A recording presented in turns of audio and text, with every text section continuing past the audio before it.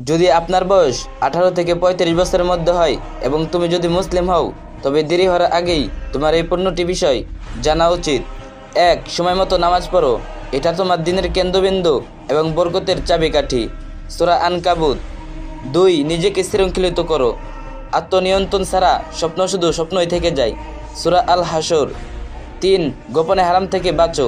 একা থাকলে যা করো সেটাই তোমার আসল পরিচয়। সূরা আল মুলক। 4. সঠিক বন্ধুর সঙ্গ নাও। তারা তোমাকে জান্নাতের দিকে টানতে পারে বা জাহান্নামের দিকে ঠেলে দিতে পারে। আবু দাউদ। 5. অযথা বিয়েতে দেরি করো না। পারফেক্ট টাইম এর পিছনে ছোট অনেক সময় ফিতনার দিকে নিয়ে যায়। বুখারী।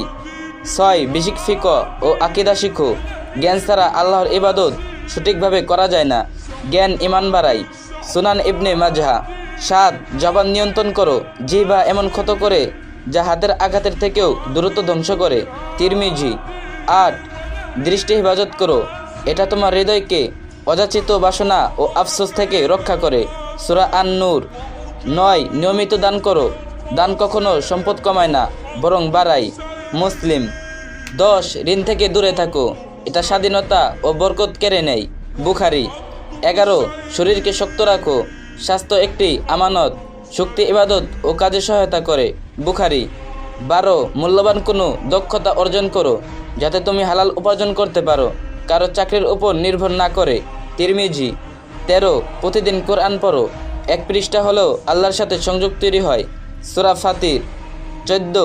সফর করো। আল্লাহর দৃষ্টি দেখো, জ্ঞান অর্জন করো আর স্বাচ্ছন্দ্যের গণ্ডি ভাঙ্গো। সূরা আল আনকাবুত। 15. মৃত্যুকে স্মরণ করো। এটা তোমার অগ্রাধিকার ঠিক রাখে। তিরমিজি।